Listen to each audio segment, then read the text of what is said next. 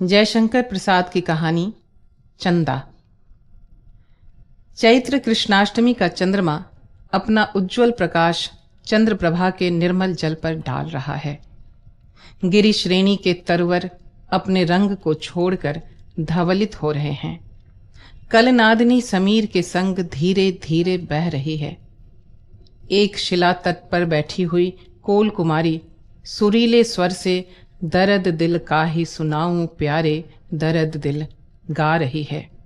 गीत अधूरा ही है कि अकस्मात एक कोल युवक धीर पद संचालन करता हुआ उस रमणी के सम्मुख आकर खड़ा हो गया। उसे देखते ही रमणी की हृदय तंत्री बज उठी। रमणी बाह्य स्वर भूलकर आंतरिक स्वर से सुमधुर संगीत गाने लगी और उठकर खड़ी हो गई। प्रणय के वेग को सहन न करके वर्षा वारिपूरिता स्रोतस्विनी के समान कोल कुमार के कंध कोल से रमणी ने आलिंगन किया। दोनों उसी शिला पर बैठ गए और निर्निमेष सजल नेत्रों से परस्पर अवलोकन करने लगे। युवती ने कहा, तुम कैसे आए? युवक, जैसे तुमने बुलाया। युवती हंसकर, हमने तुम्हें कब बुलाया और क्यों बुलाया? युवक, गाकर बुलाया और दर्द सुनाने के लिए। युवती दीर्घ निश्वास लेकर, कैसे क्या करूं? पिता ने तो उसी से विवाह करना निश्चय किया है। युवक उत्तेजना से खड़ा होकर, तो जो कहो मैं करने के लिए प्रस्तुत हूं। युवती चंद्रप्रभा की ओर दिखाकर, बस यही शरण है। युवक, तो हमारे लिए कौन सा दूसरा स्थान है? युवती, मैं तो प्रस्तुत हूं। युवक, हम तुम्हारे पहले। युवती ने कहा, तो चलो। युवक ने मेघ गर्जन स्वर से कहा, चलो। दोनों हाथ में हाथ मिलाकर पहाड़ी से उतरने लगे। दोनों उतरकर चंद्रप्रभा के तट पर आए और एक शिला पर खड़े हो गए। तब युवती ने कहा, अब विदा। युवक ने कहा, किससे? मैं तो तुम्हारे साथ जब तक सृष्टि रहेगी तब तक रहूंगा। इतने ही में शाल वृक्ष के नीचे एक छाया दिखाई पड़ी और वह इन्हीं दोनों की ओर आती हुई दिखाई देने लगी। दोनों ने चकित होकर देखा कि एक कोल खड़ा है। उसने गंभीर स्वर से युवती से पूछा, चंदा, तो यहां क्यों आई? युवती, तुम पूछने वाले कौन हो? आगंतुक। युवक, मैं तुम्हारा भावी पति रामू हूं। युवती, मैं तुमसे ब्याह न करूंगी। आगंतुक। युवक, फिर किससे तुम्हारा ब्याह होगा? युवती ने पहले के आए हुए युवक की ओर इंगित करके कहा, इन्हीं से। आगंतुक युवक से अब न सहा गया। घूमकर पूछा, क्यों हीरा, तुम ब्याह करोगे? हीरा, तो इसमें तुम्हारा क्या तात्पर्य है? रामू, तुम्हें इससे अलग हो जाना चाहिए। हीरा, क्यों, तुम कौन होते हो? रामू, हमारा इससे संबंध पक्का हो चुका है। हीरा, पर जिससे संबंध होने वाला है वह सहमत ना हो तब? रामू, क्यों चंदा, क्या कहती हो? चंदा, मैं तुमसे ब्याह ना करूंगी। रामू, तो हीरा से भी तुम ब्याह नहीं कर सकती। चंदा, क्यों? रामू हीरा से, अब हमारा तुम्हारा फैसला हो जाना चाहिए, क्योंकि एक म्यान में दो तलवारें नहीं रह सकती। इतना कहकर हीरा के ऊपर झपटकर उसने अचानक छुरे का वार किया। हीरा यद्यपि सचेत हो रहा था, पर उसको संभलने में विलंब हुआ। इससे घाव लग गया और वह वक्ष थाम कर बैठ गया। इतने में चंदा जोर से क्रंदन कर उठी। साथ ही एक वृद्ध भील आता हुआ दिखाई पड़ा। युवती मुंह ढांप कर रो रही है और युवक रक्ताक्त छुरा लिए घृणा की दृष्टि से खड़े हुए हीरा की ओर देख रहा है। विमल चंद्रिका में चित्र की तरह वे दिखाई दे रहे हैं। वृद्ध को जब चंदा ने देखा तो और वेग से रोने लगी। उस दृश्य को देखते ही वृद्ध कोलपति सब बात समझ गया और रामू के समीप जाकर छुरा उसके हाथ से ले लिया और आज्ञा के स्वर में कहा, तुम दोनों हीरा को उठाकर नदी के समीप ले चलो। इतना कहकर वृद्ध उन सबों के साथ आकर नदी तट पर जल के समीप खड़ा हो गया।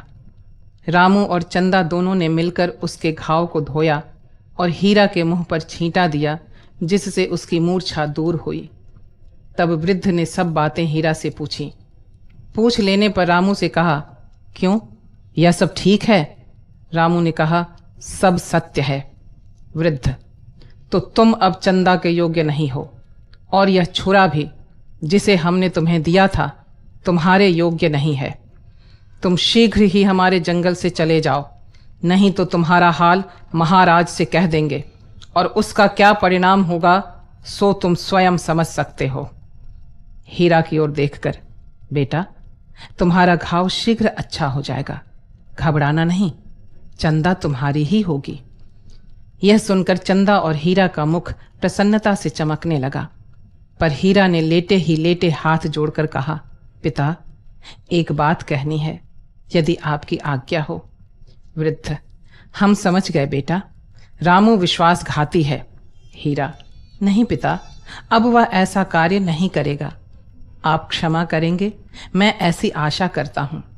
वृद्ध, जैसी तुम्हारी इच्छा। कुछ दिन के बाद जब हीरा अच्छी प्रकार से आरोग्य हो गया, तब उसका ब्याह चंदा से हो गया। रामू भी उस उत्सव में सम्मिलित हुआ, पर उसका बदन मलिन और चिंतापूर्ण था। वृद्ध कुछ ही काल में अपना पद हीरा को सौंप स्वर्ग को सिधारा। हीरा और चंदा सुख से विमल चांदनी में बैठकर पहाड़ी झरनों का कलनाद में आनंद संगीत सुनते थे। अंशुमाली अपनी तीक्ष्ण किरणों से वन्य देश को परितापित कर रहे हैं। मृग सिंह एक स्थान पर बैठकर छाया सुख में अपने बैर भाव को भूलकर ऊँघ रहे हैं। चंद्रप्रभा के तट पर पहाड़ी की एक गुहा में, जहाँ की छतनार पेड़ों की छाया उष्ण वायु को भी शीतल कर देती है, हीरा और चंदा बैठे हैं। हृदय के अनंत विकास से उनका मुख प्रफुल्लित दिखाई पड़ता है। उन्हें वस्त्र के लिए वृक्षगण वल्कल देते हैं, भोजन के लिए प्याज, मेवा इत्यादि जंगली सुस्वादु फल, शीतल स्वच्छंद पवन, निवास के लिए गिरि गुहा, प्राकृतिक झरनों का शीतल जल उनके सब अभावों को दूर करता है और सबल तथा स्वच्छंद बनाने में ये सब सहायता देते हैं। उन्हें किसी की अपेक्षा नहीं पड़ती। अस्तु, उन्हीं सब सुखों से आनंदित व्यक्तिद्वय चंद्रप्रभा के जल का कलनाद सुनकर अपनी हृदय वीणा को बजाते हैं। चंदा, प्रिय, आज उदासीन क्यों हो? हीरा, नहीं तो मैं ये सोच रहा हूं कि इस वन में राजा आने वाले हैं। हम लोग यद्यपि अधीन नहीं हैं, तो भी उन्हें शिकार खिलाया जाता है और इसमें हम लोगों की कुछ हानि भी नहीं है। उसके प्रतिकार में हम लोगों को कुछ मिलता है, पर आजकल इस वन में जानवर दिखाई नहीं पड़ते। इसलिए सोचता हूं कि कोई शेर या छोटा चीता भी मिल जाता तो कार्य हो जाता। चंदा, खोज किया था? हीरा, हाँ, आदमी तो गया है। इतने में एक कोल दौड़ता हुआ आया और कहा, राजा आ गए हैं और तहखाने में बैठे हैं। एक तेंदुआ भी दिखाई दिया है। हीरा का मुख प्रसन्नता से चमकने लगा और वह अपना कुल्हाड़ा संभाल कर उस आगंतुक के साथ वहां पहुंचा जहां शिकार का आयोजन हो चुका था। राजा साहब झंझरी में बंदूक की नाल रखे हुए ताक रहे हैं। एक ओर से बाजा बज उठा। एक चीता भागता हुआ सामने से निकला। राजा साहब ने उस पर वार किया। गोली लगी, पर चमड़े को छेदती हुई पार हो गई। इससे वह जानवर भाग कर निकल गया। अब तो राजा साहब बहुत ही दुखित हुए। हीरा को बुलाकर कहा, क्यों जी, यह जानवर नहीं मिलेगा? उस वीर कोल ने कहा, क्यों नहीं। इतना कहकर वह उसी ओर चला। झाड़ी में जहां वह चीता घाव से व्याकुल बैठा था, वहां पहुंचकर उसने देखना आरंभ किया। क्रोध से भरा हुआ चीता उस कोल युवक को देखते ही झपटा। युवक असावधानी के कारण वार न कर सका, पर दोनों हाथों से उस भयानक जंतु की गर्दन को पकड़ लिया और उसने भी इसके कंधे पर अपने दोनों पंजों को जमा दिया। दोनों में बल प्रयोग होने लगा। थोड़ी देर में दोनों जमीन पर लेट गए। यह बात राजा साहब को विदित हुई। उन्होंने उसकी मदद के लिए कोलों को जाने की आज्ञा दी। रामू उस अवसर पर था। उसने सबके पहले जाने के लिए पैर बढ़ाया और चला। वहां जब पहुंचा तो उस दृश्य को देखकर घबरा गया और हीरा से कहा, हाथ ढीला कर। जब ये छोड़ने लगे तब गोली मारूं, नहीं तो संभव है कि तुम्ही को लग जाए। हीरा, नहीं, तुम गोली मारो। रामू, तुम छोड़ो तो मैं वार करूं। हीरा, नहीं, ये अच्छा नहीं होगा। रामू, तुम उसे छोड़ो, मैं अभी मारता हूं। हीरा, नहीं, तुम वार करो। रामू, वार करने से संभव है कि उछले और तुम्हारे हाथ छूट जाएं तो तुमको यह तोड़ डालेगा। हीरा, नहीं, तुम मार लो, मेरा हाथ ढीला हुआ जाता है। रामू, तुम हठ करते हो, मानते नहीं। इतने में हीरा का हाथ कुछ बातचीत करते करते ढीला पड़ा। वह चीता उछलकर हीरा की कमर को पकड़कर तोड़ने लगा। रामू खड़ा होकर देख रहा है और पैशाचिक आकृति उस घृणित पशु के मुख पर लक्षित हो रही है और वह हंस रहा है। हीरा टूटी हुई सांस से कहने लगा, अब भी मार ले। रामू ने कहा, अब तू मर ले, तब वह भी मारा जाएगा। तूने हमारा हृदय निकाल लिया है, तूने हमारा घोर अपमान किया है, उसी का प्रतिफल है, इसे भोग। हीरा को चीता खाए डालता है, पर उसने कहा, नीच, तू जानता है कि चंदा अब तेरी होगी? कभी नहीं। तू नीच है, इस चीते से भी भयंकर जानवर है। रामू ने पैशाचिक हंसी हंसकर कहा, चंदा अब तेरी तो नहीं है, अब वह चाहे जिसकी हो। हीरा ने टूटी हुई आवाज से कहा, तुझे इस विश्वासघात का फल शीघ्र मिलेगा और चंदा फिर हमसे मिलेगी। चंदा प्यारी, इतना उसके मुंह से निकला ही था कि चीते ने उसका सिर दांतों के तले दाब लिया। रामू देखकर पैशाचिक हंसी हंस रहा था। हीरा के समाप्त हो जाने पर रामू लौट आया और झूठी बातें बनाकर राजा से कहा कि उसको हमारे जाने से पहले ही चीता ने मार लिया। राजा बहुत दुखी हुए और जंगल की सरदारी रामू को मिली। बसंत की राका चारों ओर अनूठा दृश्य दिखा रही है। चंद्रमा न मालूम किस लक्ष्य की ओर दौड़ा चला जा रहा है, कुछ पूछने से भी नहीं बताता। कुटज की कली का परिमल लिए पवन भी न मालूम कहाँ दौड़ रहा है, उसका भी कुछ समझ नहीं पड़ता।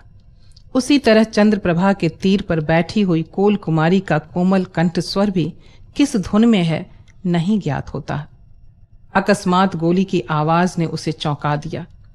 गाने के समय जो उसका मुख उद्वेग और करुणा से पूर्ण दिखाई पड़ता था, वह घृणा और क्रोध से रंजित हो गया और वह उठकर पुच्छ मर्दिता सिंहकनी के समान तनकर खड़ी हो गई और धीरे से कहा, यही समय है। ज्ञात होता है राजा इस समय शिकार खेलने पुनः आ गए हैं। बस वह अपने वस्त्र को ठीक करके कोल बालक बन गई और कमर में से एक चमचमाता हुआ छुरा निकालकर चूमा। वह चांदनी में चमकने लगा। फिर वह कहने लगी, यद्यपि तुमने हीरा का रक्तपात कर लिया है, लेकिन पिता ने रामू से तुम्हें ले लिया है। अब तुम हमारे हाथ में हो, तुम्हें आज रामू का भी खून पीना होगा। इतना कहकर वह गोली के शब्द की ओर लक्ष्य करके चली। देखा कि तहखाने में राजा साहब बैठे हैं। शेर को गोली लग चुकी है और वह भाग गया है, उसका पता नहीं लग रहा है। रामू सरदार है, अतएव उसको खोजने के लिए आज्ञा हुई। वह शीघ्र ही सन्नद्ध हुआ। राजा ने कहा, कोई साथी लेते जाओ। पहले तो उसने अस्वीकार किया, पर जब एक कोल युवक स्वयं साथ चलने को तैयार हुआ तो वह नहीं भी ना कर सका और सीधे जिधर शेर गया था उसी ओर चला। कोल बालक भी उसके पीछे है। वहां घाव से व्याकुल शेर चिंघार रहा है। इसने जाते ही ललकारा, उसने तत्काल ही निकलकर वार किया। रामू कम साहसी नहीं था।